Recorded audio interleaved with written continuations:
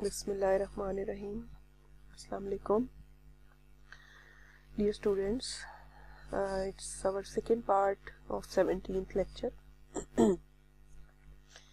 जैसा कि हम ने पिछले पार्ट में स्टार्ट किया कि कर्नल और रेंज के बारे में हम लीनियर ट्रांसफॉर्मेशन के बात करेंगे लेकिन हमने पिछले पार्ट में जस्ट लीनियर ट्रांसफॉर्मेशन की बात की है जो जिसके बारे में हम ये देख रहे हैं कि ये जो फंक्शन है ये 1 to 1 है और उस पर हमने एक एग्जांपल की थी पिछले पार्ट में। एग्जांपल 2 पे आज करते हैं बात और उस एग्जांपल में हमने ये देखा था कि जो ट्रांसफॉर्मेशन है वो 1 to 1 ट्रांसफॉर्मेशन है।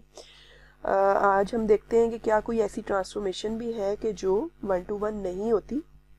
उसके लिए एग्जांपल 2 को देखते हैं। Let L is from R3 to R2 तो ये जो ट्रांसफॉर्मेशन L है R क्यूब से R स्क्वायर पे है। Let this be a linear transformation और ये एग्जांपल हमने की थी ऑलरेडी प्रोजेक्शन के लिए लीनियर ट्रांसफॉर्मेशन में कि जो R3 से वेक्टर को R2 में शिफ्ट कर देता है। तो इसको देखते हैं कि क्या ये 1 to 1 है या नहीं है। तो इसको देखने के लिए हम क्या करते हैं, L of U1 is equal to L of V1 या U2 कोई से दो वेक्टर्स ले लेते हैं और उनके ऊपर L अप्लाई करके फिर देखते हैं कि जो यानी अगर L अप्लाई करने से दोनों वेक्टर्स पर क्या ये रिजल्ट फॉलो करता है कि वो जो वेक्टर्स हैं इटसेल्फ वो भी इक्वल हैं। तो यहाँ पे एक काउंटर एग्जांपल लेके इस चीज़ को डिस्प्रूव किया है कि ये जो ट्रांसफॉर्मेशन L है ये 1 to 1 नहीं है और उसके लिए क्या किया, L of 133 पे अगर हम देखें तो यहाँ पे डायरेक्ट अप्लाई करने से हम देख सकते हैं कि 133 अगर वेक्टर लेते हैं तो वो आउटपुट 13 के फॉर्म में देगा। इसी तरह हम अगर कोई और वेक्टर ले लें जिसका तीसरा कंपोनेंट चेंज कर दें 13 के बाद तीसरा कंपोनेंट -2 ले लें बजाय 3 लेने के, तो ये भी इस वेक्टर के ऊपर भी ट्रांसफॉर्मेशन एक ही तरह एक्ट करेगी, यानी पहले दोनों कंपोनेंट्स लिख देगी और तीसरा कंपोनेंट रिमूव कर देगी। तो हम कोई भी ऐसा वेक्टर और भी ले सकते हैं कि जिसका तीसरा कंपोनेंट ये जो ट्रांसफॉर्मेशन है ये रिमूव कर दे। तो ये करेगा क्या, ये आउटपुट हमारे पास यहाँ से देगा 13 की फॉर्म में दोनों के केस में। यानी अगर हम वेक्टर V1 ले लें 133 और दूसरा वेक्टर 13 - 2 ले लें तो इन दोनों वेक्टर्स पर जब ट्रांसफॉर्मेशन एक्ट करती है तो रिजल्ट इसका क्या देती है, 13 की फॉर्म में देती है।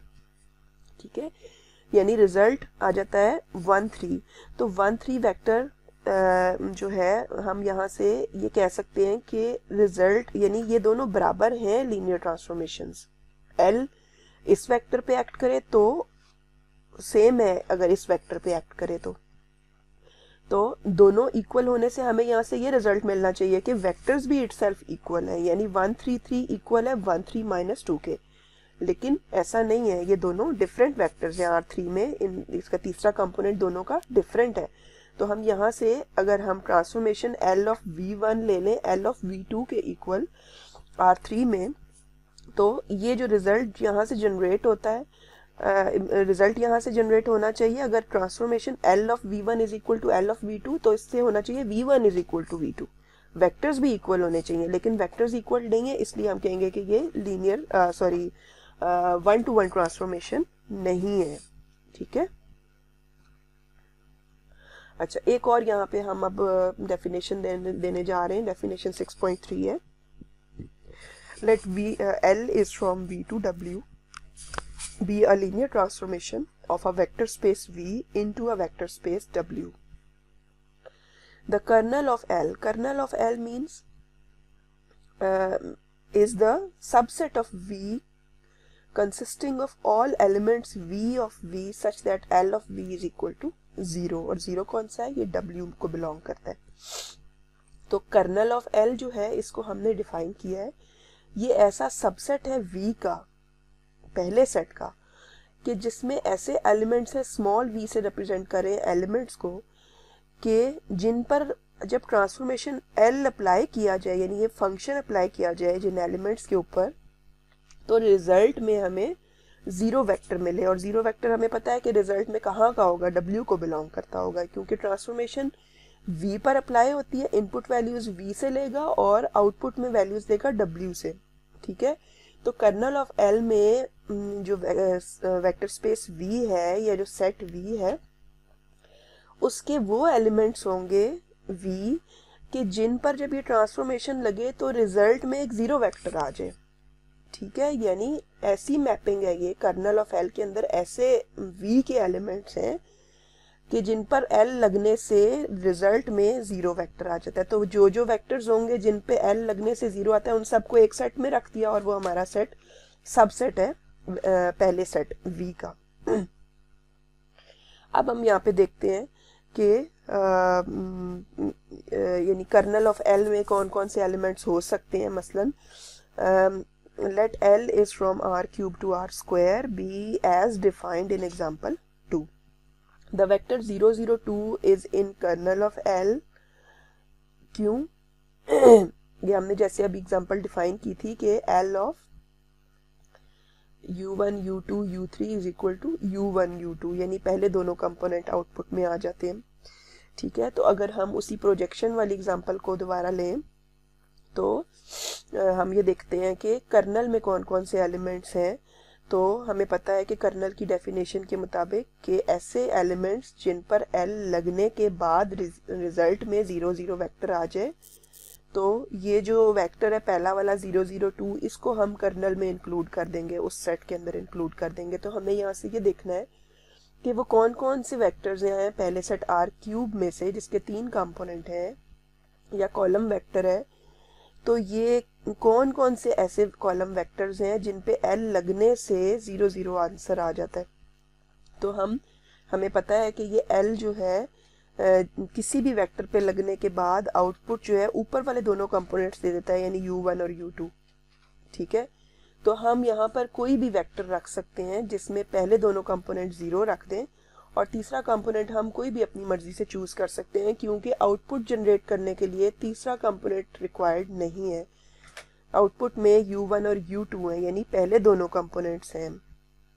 ठीक है ना, तो इस केस में हम L देखना चाह रहे हैं कि कौन कौन से ऐसे R क्यूब में से वेक्टर्स हैं कि जिन पे L लगने से आउटपुट में 0 0 वेक्टर यानी R स्क्वायर का कोई एलिमेंट 0 0 एलिमेंट जनरेट हो जाए।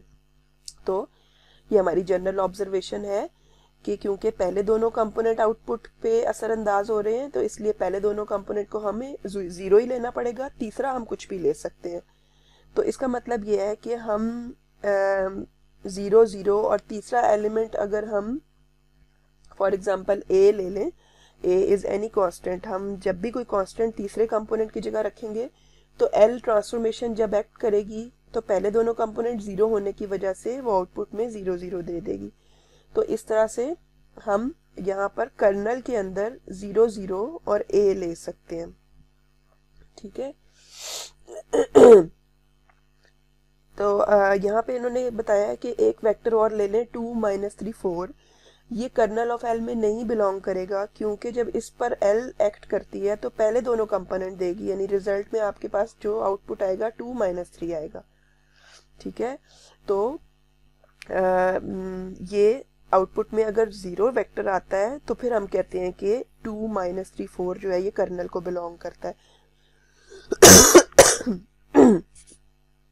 तो इस तरह से हम ये कह सकते हैं कि कर्नल जो है कर्नल ऑफ V उसमें 0 0 A इस टाइप के वेक्टर्स होंगे, जिसका तीसरा कंपोनेंट हम कुछ भी ले सकते हैं, A इज एनी कांस्टेंट, लेकिन पहले दोनों कंपोनेंट को 0 लेना पड़ेगा ताकि आउटपुट 0 0 वेक्टर जनरेट हो सके। ठीक है, तो इस एग्जांपल में हमने kernel of vector space V जो है कर्नल ऑफ और kernel of linear transformation, sorry kernel of V नहीं है बल्कि कर्नल ऑफ L है, लीनियर ट्रांसफॉर्मेशन का कर्नल है, और ये ऐसा सेट है जो पहले सेट का सबसेट है। ठीक है, और ऐसा ये सेट है कि जब हम इसके ऊपर ट्रांसफॉर्मेशन L अप्लाई करते हैं तो आउटपुट में 0 वेक्टर आ जाता है दूसरे सेट में से या दूसरी वेक्टर स्पेस में से।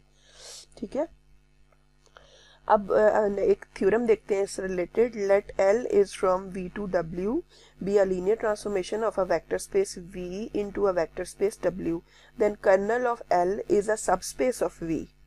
ठीक है, हमने अभी ये देखा है कि कर्नल ऑफ L जो है वो V का सबसेट तो है, लेकिन इस थ्योरम में ये बता रहा है कि ये V का सबस्पेस भी है. और B is L is 1 to 1 if and only if kernel of L is equal to 0 vector. ठीक है, अगर L 1 to 1 होगा सिर्फ और सिर्फ अगर कि कर्नल ऑफ L में 0 वेक्टर, और 0 वेक्टर कौन सा होता है, ये कर्नल ऑफ L जो है हमारा पहले सेट में से है, यानी पहली वेक्टर स्पेस V के एलिमेंट्स होते हैं कर्नल ऑफ L में. तो अगर कर्नल ऑफ L में 0 वेक्टर हो V का, पहले सेट का सिर्फ और सिर्फ 0 वेक्टर हो, तो फिर हम कहते हैं कि L जो है वो 1 to 1 ट्रांसफॉर्मेशन भी है. ठीक है, यानी या उसके उल्ट भी कह सकते हैं कि अगर L 1 to 1 होगी तो फिर इसका जो कर्नल है L का उसमें सिर्फ और सिर्फ 0 वेक्टर होगा, लेकिन ये 0 वेक्टर जहन में रहे कि पहले सेट V को बिलोंग करता है. ठीक है, वैसे भी हमें पता है कि कर्नल ऑफ L में V सेट से एलिमेंट आते हैं, वेक्टर्स आते हैं, पहले सेट से वेक्टर्स आते हैं.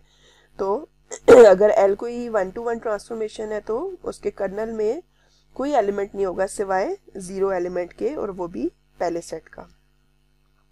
तो ये हम जहन में रखेंगे.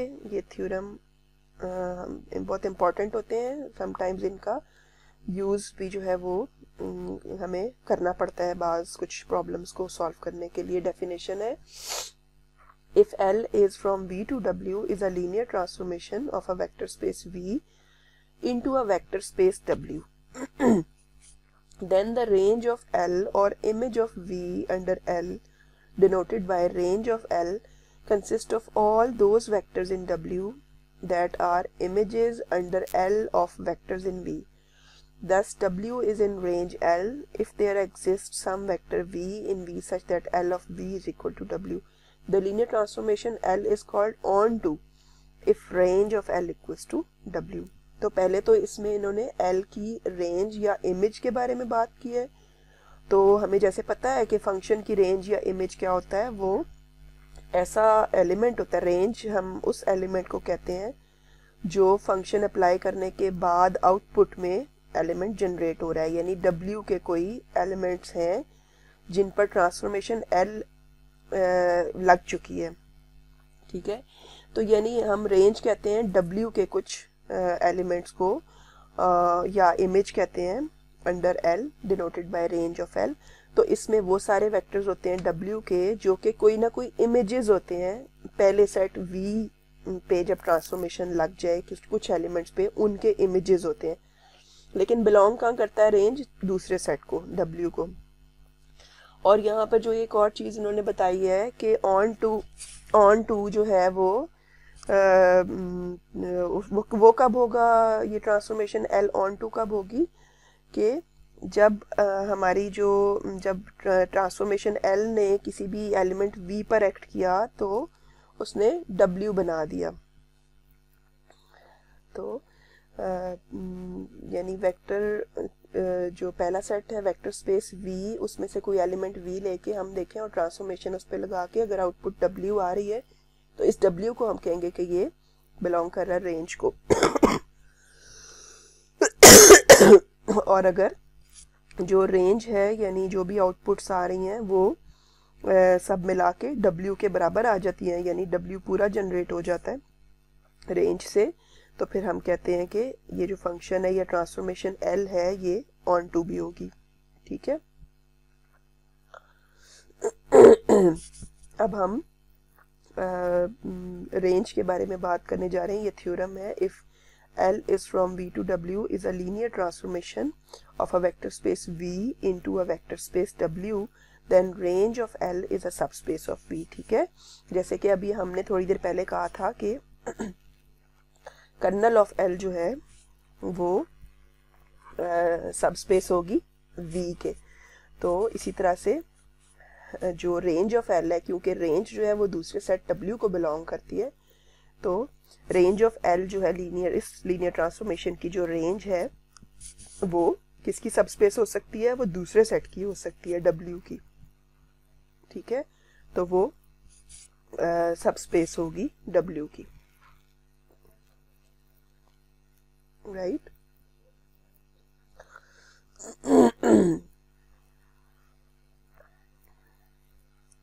अच्छा, अब ये एग्जांपल 7 को देखते हैं।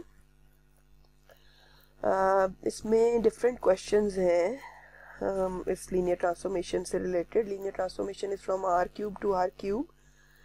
कॉलम वेक्टर्स हैं U1 U2 U3 और ये मैट्रिक्स है जो इस वेक्टर पे ऑपरेट कर रहा है, ठीक है। तो first of all we have to जज whether L is onto. Second is find a basis for range of L, find kernel of L, and is L 1 to 1। तो ये सारी बातें हमें देखनी है कि L जो है वो ऑन टू है और इस L ट्रांसफॉर्मेशन के लिए बेसिस हम फाइंड करेंगे रेंज के लिए, और फिर कर्नल ऑफ L देखते हैं वो क्या होगा यहाँ पे, जो पहले हमें पता है कि पहले सेट को बिलोंग करेगा R³ को, और फिर हम देखेंगे क्या L जो है 1 to 1 भी है। तो इन सब के लिए हमें ऑलरेडी प्रोसीजर पता है कि हम किस तरह से करते हैं। द ओनली थिंग इज के L ऑन टू कैसे देखेंगे। ठीक है, तो ऑन टू के लिए हमने ये देखना है कि ऑन टू में हमें पता है क्या होता है।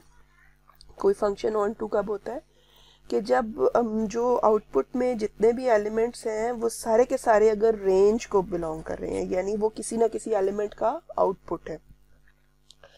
तो अगर हम दूसरे सेट में से R³ में से कोई भी एलिमेंट W ले लें तो हमें पता है वो ABC की फॉर्म में होगा, कॉलम वेक्टर होगा जिसके 3 रोज हैं where A, B and C are any real numbers. Can we find vector V1 V2 V3 so that L of V is equal to W। हमें यहाँ पर ये जज करना है कि ये जो W हमने दूसरे सेट में से लिया है, क्या ये हम अगर कोई भी वेक्टर ले लें तो अगर ये फंक्शन या L जो है लीनियर ट्रांसफॉर्मेशन ये ऑन टू है तो ये एलिमेंट किसी ना किसी वेक्टर का इमेज होगा या ये रेंज को बिलोंग करेगा, ठीक है। यानी L of V will be equal to W। तो हम यहाँ पर क्या करते हैं कि ये क्योंकि आउटपुट वैल्यू है, तो आउटपुट वैल्यू किसकी है कि अगर हम किसी भी वेक्टर V1 V2 V3 के ऊपर लीनियर ट्रांसफॉर्मेशन लगाते हैं तो क्या वो इस W के बराबर होता है, ठीक है। तो हमें ये लीनियर ट्रांसफॉर्मेशन पता है कि L जो है इस मैट्रिक्स की फॉर्म में ऑपरेट करेगी V1 V2 V3 पे, और लेट्स सी कि क्या ये इस आउटपुट के बराबर है ABC। यानी ये जो आउटपुट में हमने एक वेक्टर चूज किया है दूसरे सेट में से, क्या ये किसी एलिमेंट पे ऑपरेट होने के बाद ये आउटपुट जनरेट हुआ है। यानी हम जब भी दूसरे सेट से कोई एलिमेंट लेते हैं तो क्या वो आउटपुट ही होता है किसी एलिमेंट का पहले सेट के। तो इसको देखने के लिए जब हमने ट्रांसफॉर्मेशन लगाई वेक्टर V1 V2 V3 पे तो आउटपुट जो है वो ABC आ गया। अब यहाँ से देखते हैं कि ये मसलन कि अगर ये सिस्टम हमारे पास हो तो हम उसको सॉल्व करने के लिए क्या करते हैं, पहले ऑगमेंटेड मैट्रिक्स लिख लेते हैं। इसका राइट साइड पर A, B और C का एक कॉलम आ जाएगा, और फिर जब इसको हम करते हैं रिड्यूस्ड रो एचेलन फॉर्म में लेके जाएंगे तो हमारे पास तीसरी रो जो है ये पूरी 0 हो जाती है सिवाय इसके C minus B minus A।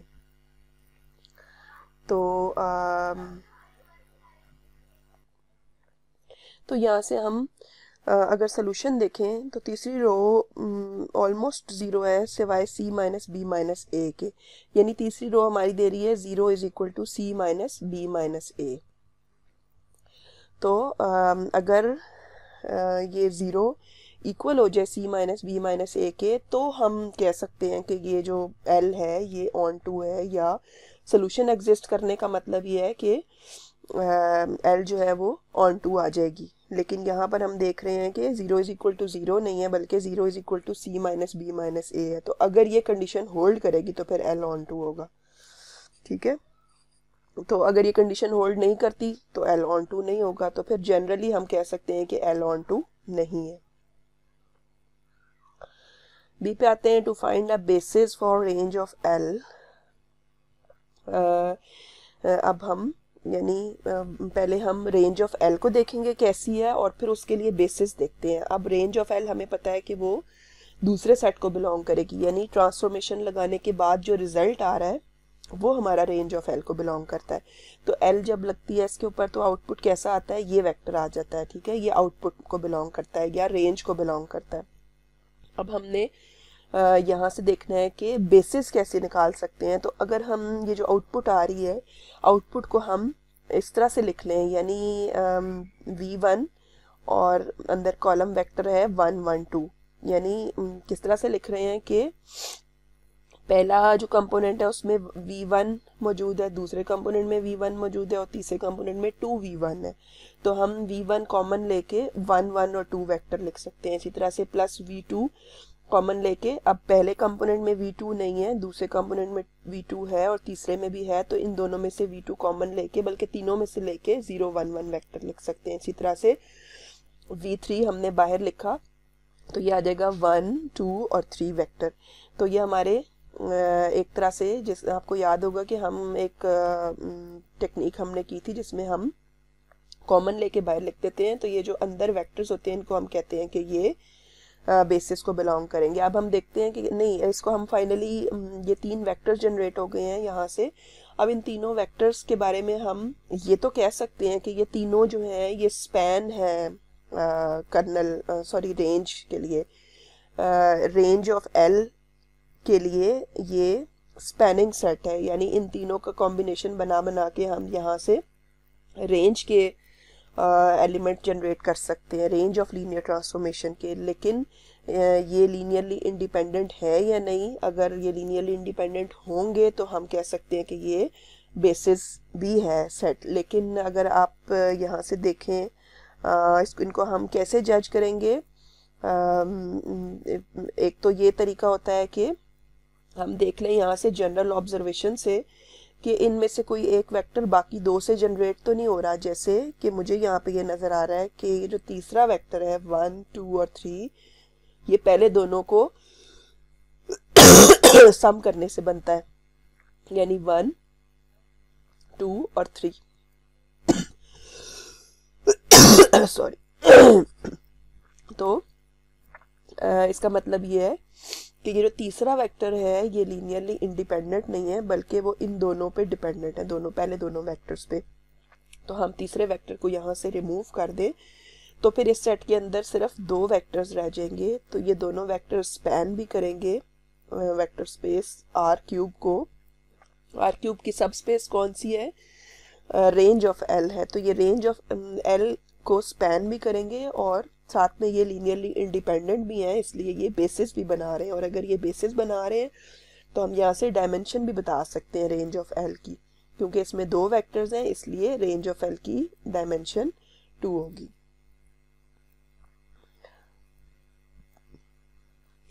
अब आते हैं सी पार्ट पे। तो सी पार्ट में हमने कर्नल ऑफ एल फाइंड करना है। तो कर्नल ऑफ एल का मतलब क्या है कि ऐसे वेक्टर्स जिन पर ये ट्रांसफॉर्मेशन लगे तो आउटपुट में 0 वेक्टर आए। तो यानी इन अदर वर्ड्स हमने सॉल्व करना है इस ट्रांसफॉर्मेशन को राइट साइड पर 0 0 वेक्टर रख के। तो हम ऑलरेडी हमने किया ए बी सी के साथ, तो अगर हम ए बी सी की वैल्यू 0 रखते हैं यहाँ पे तो ये हमारा रिजल्ट आ जाएगा। यहाँ पर जो हमने रिड्यूस्ड रो एचरन फॉर्म लिखी है इसमें हम ए बी और सी की वैल्यू अगर 0 रख देते हैं तो ये राइट साइड हमारी सारी 0 हो जाएगी। और यहाँ से हम लिख सकते हैं हमारा जो वैल्यूज़ हैं u1 plus u3 is equal to 0, यानी ये आपका आ जाता है u1 is equal to u3। इसी तरह से u2 plus u3 is equal to 0 means u2 is equal to minus u3। तो u1 is equal to minus u3 and u2 is equal to minus u3। तो u1 और u2 दोनों negative form में है। अगर हम u3 की value a ले लें तो a कॉमन लेने के बाद हम लिख सकते हैं -1 और +1, ठीक है। तो ये हमारा एक आ जाता है वेक्टर जो किसी कांस्टेंट के साथ मल्टीप्लाई हो रहा है। तो ये बिलोंग करता है हमारा पहले सेट का वेक्टर है कि u1 u2 u3 की वैल्यूज़ हमने यहाँ पे रखी हुई हैं। तो ये R³ में से कोई वेक्टर है, पहले सेट को बिलोंग करता है, इसलिए हम कहेंगे कि ये जो वेक्टर जनरेट कर यहाँ से जो यानी ये ऐसा वेक्टर है जिस पर अगर L अप्लाई करें तो आउटपुट में 0 वेक्टर दे देता है। तो ये इस तरह के वेक्टर्स होंगे सारे कर्नल ऑफ L में कि अगर हम A की जगह पर कोई भी वैल्यू दे दें 1 2 3 तो क्या होगा, 1 देने से तो यही आ जाएगा वेक्टर, 2 देंगे तो -2 और +2। तो ये वेक्टर भी कर्नल ऑफ L को बिलोंग करता है, यानी ये ऐसा वेक्टर है जिस पर जब हम लीनियर ट्रांसफॉर्मेशन L अप्लाई करेंगे जो ऊपर मैट्रिक्स की फॉर्म में है तो वो आउटपुट 0 दे देगा हमें, ठीक है। तो ये सारे वेक्टर्स ऐसे हैं कि जिनके ऊपर जब भी ट्रांसफॉर्मेशन L लगेगी तो आउटपुट में 0 वेक्टर जनरेट हो जाएगा। और ये जो सेट है -1 -1 और a के साथ मल्टीप्लाई हो रहा है, a is any real number, ये सारे बिलोंग करते हैं कर्नल ऑफ L को, ठीक है। और कर्नल ऑफ L में अगर हमने a बाहर लिख दिया तो हम इस एक वेक्टर को कह सकते हैं कि ये एक वेक्टर जो है ये कर्नल ऑफ L को जनरेट कर रहा है, यानी स्पैनिंग सेट है। और साथ में क्योंकि ये एक ही वेक्टर है तो ये लीनियरली इंडिपेंडेंट भी है, तो ये बेसिस भी बना रहा है। और बेसिस अगर ये बना रहा है तो हम यहाँ से dimension of kernel of L भी लिख सकते हैं कि क्योंकि इसमें एक ही वेक्टर है इसलिए इसकी डायमेंशन 1 है, ठीक है। और दूसरी बात हम यहाँ से ही डिस्कस कर सकते हैं कि ये जो रिजल्ट में हमारे पास सेट आया है इसमें बहुत सारे वेक्टर्स हैं, इनफाइनाइट वेक्टर्स हैं, क्योंकि a को अगर हम वैल्यू देते जाएं तो ये डिफरेंट वेक्टर्स जनरेट करता जाएगा। तो क्योंकि कर्नल ऑफ L में बहुत सारे वेक्टर्स हैं और 0 0 0 वेक्टर नहीं है, इसमें सिर्फ एक वेक्टर नहीं है 0 0 0 बल्कि बहुत सारे वेक्टर्स हैं, इसलिए हम कह सकते हैं कि L जो है 1-to-1 ट्रांसफॉर्मेशन भी नहीं है। जो हमने थ्योरम अभी देखा था कि अगर कर्नल ऑफ L के अंदर सिर्फ एक 0 वेक्टर हो तो फिर हम कहते हैं कि ये L जो है वो 1-to-1 ट्रांसफॉर्मेशन भी होगी, जो कि यहाँ पर नहीं हो रहा, ठीक है। अब हम आते हैं एग्जाम्पल 8 पे। अभी जैसे कि हमने कर्नल के लिए बेसिस डिफाइन की है तो अब हम जा रहे हैं रेंज के लिए बेसिस डिफाइन करने। Let L is from R4 to R3 be defined by L of U1 U2 U3 U4 and that is equal to, ये गिवन है। और अब हम इस ट्रांसफॉर्मेशन के लिए रेंज ऑफ L के लिए बेसिस फाइंड करेंगे, ठीक है। तो पहले तो हमें रेंज ऑफ L का पता हो कि वो किस तरह की आउटपुट्स हैं, और फिर उसके लिए हम देखते हैं कि कौन से ऐसे वेक्टर्स हैं जो उस रेंज ऑफ L को जनरेट भी कर रहे हैं और लीनियरली इंडिपेंडेंट भी हैं। तो पहले तो हमें रेंज को देखना है, यानी हमें आउटपुट को देखना है। तो हम यहाँ पे आउटपुट ऑलरेडी हमें नज़र आ रहा है कि U1 + U2 है, U3 + U4 है और U1 + U3 है। तो पहली बात कि हम इसको इस फॉर्म में लिखें कि ये बेसिस के वेक्टर का लीनियर कॉम्बिनेशन बन जाए या किसी भी वेक्टर का लीनियर कॉम्बिनेशन बन जाए। तो हम यहाँ पे देख रहे हैं कि ये जो ये रो वेक्टर्स हैं सारे 3 कॉलम्स के साथ रो वेक्टर है एक आउटपुट में या रेंज में। तो आउटपुट जो हमारी रेंज है उसमें पहली बात तो ये हम ऑब्जर्व कर सकते हैं कि उसमें 3 कॉलम्स हैं, एक रो वेक्टर इस तरह का है जिसके 3 कॉलम्स हैं। अब हम उस को किस तरह से रिप्रेजेंट करेंगे कि आप ऑब्जर्व करें कि यहाँ पर U1 मौजूद है पहले कंपोनेंट में, दूसरे कंपोनेंट में U1 नहीं है और तीसरे कंपोनेंट में भी U1 है। तो हम एक वेक्टर 1 0 और 1 लिख सकते हैं बाय टेकिंग U1 आउटसाइड। इस तरह प्लस करेंगे U2, देखते हैं पहले वाले कंपोनेंट में U2 मौजूद है, यस, तो हमने यहाँ 1 लिख दिया। दूसरे कंपोनेंट में मौजूद नहीं है, तीसरे में भी नहीं है, तो हम 1 0 0 एक वेक्टर यहाँ पे लिख लेते हैं।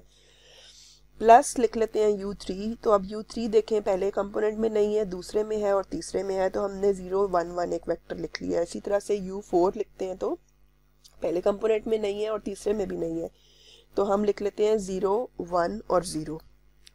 अब इनको ऐसे लिखने के बाद एक दफ़ा हम चेक कर लेते हैं कि क्या ये वही आउटपुट या रेंज जनरेट कर रहा है जो आप ऊपर हमने देखी है कि ये होनी चाहिए। तो ये होनी चाहिए u1 प्लस u2 पहला कंपोनेंट। तो हम यहाँ से अगर ऐड करके देखें तो ये आएगा u1 plus u2 plus 0 plus 0। ठीक है, तो ये बिल्कुल सही है, u1 प्लस u2 आ जाता है। फिर आगे देखेंगे कि दूसरा आ जाता है ये 0 plus 0 plus u3 plus u4। तो बिल्कुल ठीक है, u3 प्लस u4 हमारा इसका दूसरा कॉलम है। और फिर इसी तरह से u1 प्लस u3 जो है ये तीसरा कॉलम है।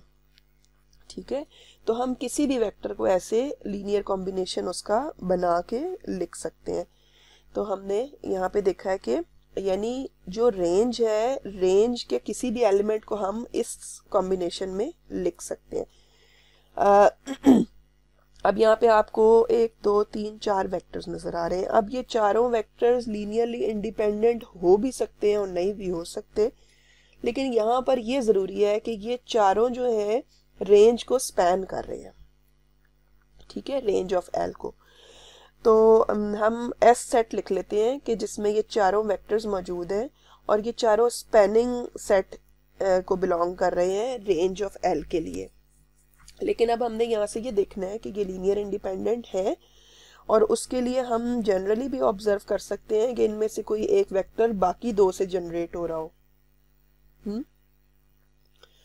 अगर हमें नहीं जज होता यहाँ से तो हम फिर जो हमारे पास तरीकाकार है लीनियर इंडिपेंडेंस के लिए हम वो कर लेते हैं।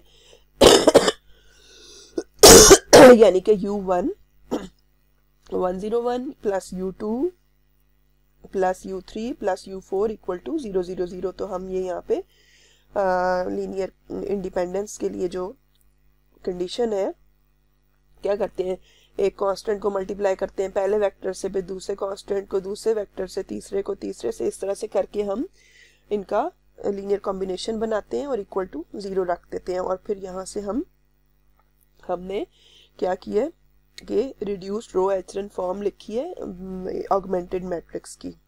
ठीक है ना, ऑगमेंटेड मैट्रिक्स लिखा है और उसकी ये हमने रिड्यूस्ड रो एचरन फॉर्म लिखी है। तो जब रिड्यूस्ड रो एचरन फॉर्म हमने बनाई है यहाँ पे, तो वो किस तरह की होगी कि ये 1 लीडिंग 1 पहले कॉलम में है, दूसरे कॉलम में और तीसरे कॉलम में। तो हम यहाँ से ये जज कर सकते हैं कि इस सेट में पहला, दूसरा और तीसरा वेक्टर्स जो हैं, ये तीनों वेक्टर्स ये बेसिस बना रहे हैं रेंज के लिए, 101 100 और 011।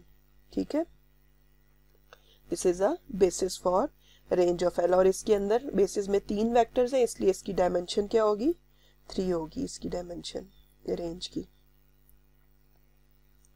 और यहाँ पर एक और टेक्निक भी दी हुई है उसने कि हमने जैसे ऑलरेडी किया था कि जिस तरह के रो वेक्टर्स हैं उनको as it is row vectors की फॉर्म में लिख दिया, 101 100 011 010, ये चारों वेक्टर्स को मैट्रिक्स में उसी तरह से रो वेक्टर्स की फॉर्म में लिख दिया है। ठीक है ना, यहाँ पे हम देख रहे हैं कि ये हमारे ये है ना 101 है, 100 है, तो इसको एज इट इज हमने इसको मैट्रिक्स में लिख दिया है। और उसकी फिर रिड्यूस्ड रो एचरन फॉर्म बनाई है, तो उसमें भी हमारे पास क्या हो रहा है कि जो वेक्टर्स यहाँ पे लीडिंग 1 बनाने के बाद हम देख रहे हैं कि अगर हम रो वेक्टर्स को अगेन देखें तो पहली रो, दूसरी और तीसरी रो जो हैं, ये तीनों वेक्टर्स जो इनको हम कह सकते हैं कि ये बेसिस हैं रेंज ऑफ एल के लिए। तो बेटा डिफरेंट हमारे पास टेक्निक्स हैं बेसिस फाइंड करने के लिए, और डिफरेंट सेट ऑफ बेसिस भी जनरेट हो जाता है।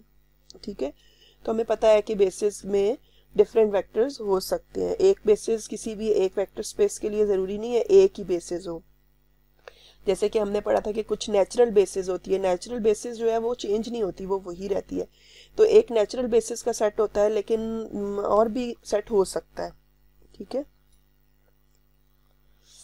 okay, now we have this theorem: if L is from V to W is a linear transformation of an n-dimensional vector space V into a vector space W, then dimension of kernel of L plus dimension of range of L is equal to dimension of V।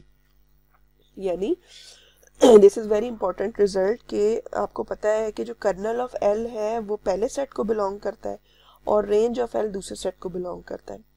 लेकिन आप अगर इन दोनों की dimensions को add करेंगे तो पहले set की डायमेंशन बन जाएगी। This is very important result, ठीक है। और इसको हम यहाँ पर देखते हैं एक एग्जांपल 9 में कि अगर L ट्रांसफॉर्मेशन है R³ से R³ में, ये इस तरह से डिफाइन की हुई है, ठीक है। तो पहले तो हम देखते हैं कि कर्नल ऑफ L में कौन से एलिमेंट्स हैं और रेंज ऑफ L में कौन से एलिमेंट्स हैं। तो पहले हमने कोई भी वेक्टर अगर कर्नल ऑफ L का ले लिया, u1 u2 u3, हमें पता है कि वो पहले सेट को बिलोंग करता है, तो हमने इसी तरह का लेना है, u1 u2 u3 की तरह का। तो वो ऐसा सेट होगा जिस पर L लगने के बाद 0 आंसर आता है, ठीक है। तो L लगने के बाद हमें पता है कि किसी भी वेक्टर u1 u2 u3 पर जो इफेक्ट है L का वो ये है, यानी ये आउटपुट आती है। तो इसको हम अगर 0 के बराबर रख लें तो u1 प्लस u3 0 हो जाएगा, u1 प्लस u2 0 हो जाएगा और u2 minus u3 is equal to 0 हो जाएगा। तो ये तीनों को 0 के बराबर रख के तो हम यहाँ से अगर u1 u2 u3 फाइंड कर लें तो हमें ये वो वेक्टर मिल जाएगा जिस पर L लगाने से आउटपुट में 0 आ जाता है, यानी हमें पहले सेट का ये वेक्टर्स मिल जाएंगे पहले सेट में से जो कि कर्नल को बिलोंग कर रहे हैं। तो यहाँ से जब हमने रिजल्ट जनरेट किया तो वो आप देख सकते हैं u1 is equal to minus u3, तो ये माइनस इसकी वैल्यू रखती है। इसी तरह से u1 is equal to minus u2 is equal to plus u3, तो u2 की वैल्यू पॉजिटिव में है।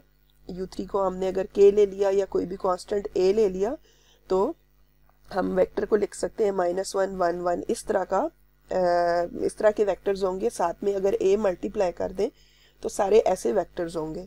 और अगर हम बेसिस देखें तो फिर हम बेसिस कोई भी एक वेक्टर यहाँ से ले सकते हैं, -2 2 2 भी ले सकते हैं, -3 3 3 भी ले सकते हैं और -1 1 1 3 ये भी ले सकते हैं, कुछ भी ले सकते हैं by taking any value of a। लेकिन जो भी लें हमारे पास बेसिस में एक ही वेक्टर आता है, इसलिए हम कहेंगे कि कर्नल ऑफ L की डायमेंशन 1 है, ठीक है। अब हम आते हैं रेंज ऑफ L पे। तो रेंज हमें पता है कि ट्रांसफॉर्मेशन लगने के बाद इस तरह की होती है, u1 plus u3 u1 plus u2 और u2 माइनस u3।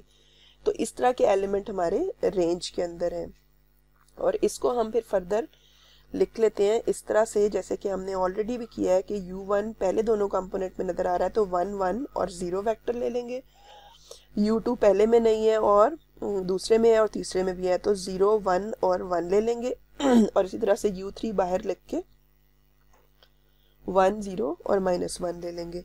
तो इस तरह से हमारे ये तीन वेक्टर्स यहाँ पे आ जाते हैं जिनको हम सेट S में रख सकते हैं और S के अंदर फिर हम ये कहेंगे ये स्पैनिंग सेट है, यानी इनके लीनियर कॉम्बिनेशन से पूरी स्पेस जनरेट हो रही है, कौन सी, रेंज ऑफ L की। लेकिन क्या ये लीनियरली इंडिपेंडेंट भी हैं, इनको देखना बाकी है। तो यहाँ से हम ऑब्जर्व करें तो अगर हम पहले में से दूसरा वेक्टर माइनस कर दें तो ये तीसरा जनरेट हो जाता है, 1 और 1 -1 0 और 0 -1 -1, तो तीसरा जनरेट हो जाता है। इट मीन्स तीसरा जो है ये बाकी दोनों के पे डिपेंडेंट है। इसको रिमूव कर दें तो हमारे पास दो वेक्टर्स बचते हैं, 1 1 0 और 0 1 1। अब ये दोनों वेक्टर्स जो हैं इनको हम कह सकते हैं ये बेसिस को बिलोंग कर रहे हैं। तीनों नहीं कर सकते क्योंकि तीनों लीनियरली इंडिपेंडेंट नहीं थे। तो ये दो वेक्टर्स अगर बेसिस में मौजूद हैं तो इसकी डायमेंशन भी 2 होगी। और ये बेसिस किसकी है, ये रेंज की बेसिस है, इसलिए रेंज की डायमेंशन जो है वो 2 है। और जो हमने कर्नल की अभी हमने ऑलरेडी कर्नल फाइंड किया तो उसकी डायमेंशन 1 थी, तो 1 + 2 ये टोटल 3 आ जाता है, जो कि हमारा दूसरा सेट R³ था, पहला सेट भी R³ था, तो R³ की डायमेंशन 3 होती है हमें पता है, तो ये टोटल R3 की बराबर है।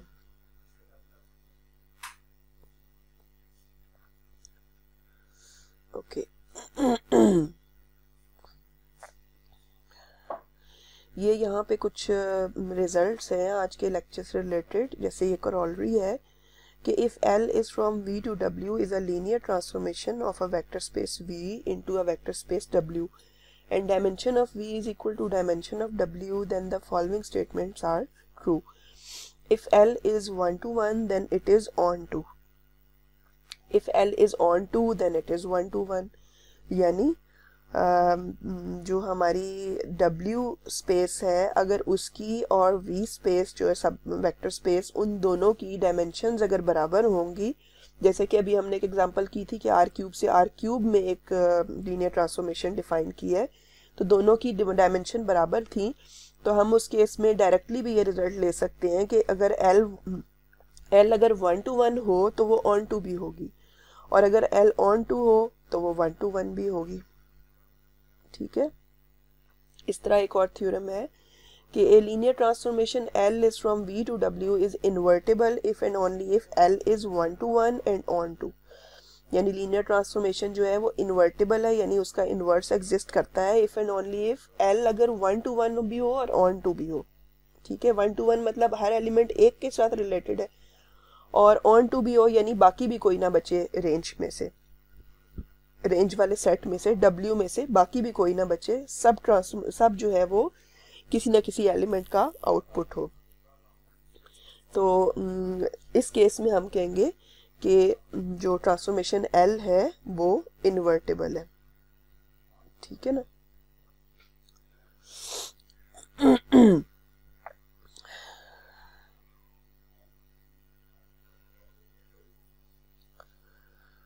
ओके, और ये एक लास्ट हमारा है एक एग्जांपल है जिसमें कि हम ये देखते हैं कि ये L जो है ये given by this R cube से आर क्यूब पर है अगेन, तो हम ये देख सकते हैं कि आर क्यूब और आर क्यूब दोनों की डायमेंशन सेम है। तो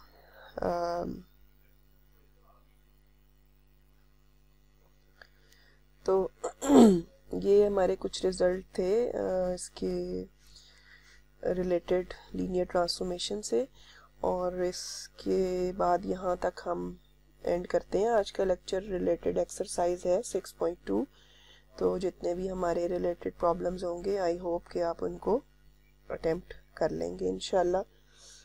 नेक्स्ट टाइम नेक्स्ट टॉपिक के साथ अगला मैट्रिक्स ऑफ लीनियर ट्रांसफॉर्मेशन को स्टार्ट करेंगे। That is and for now.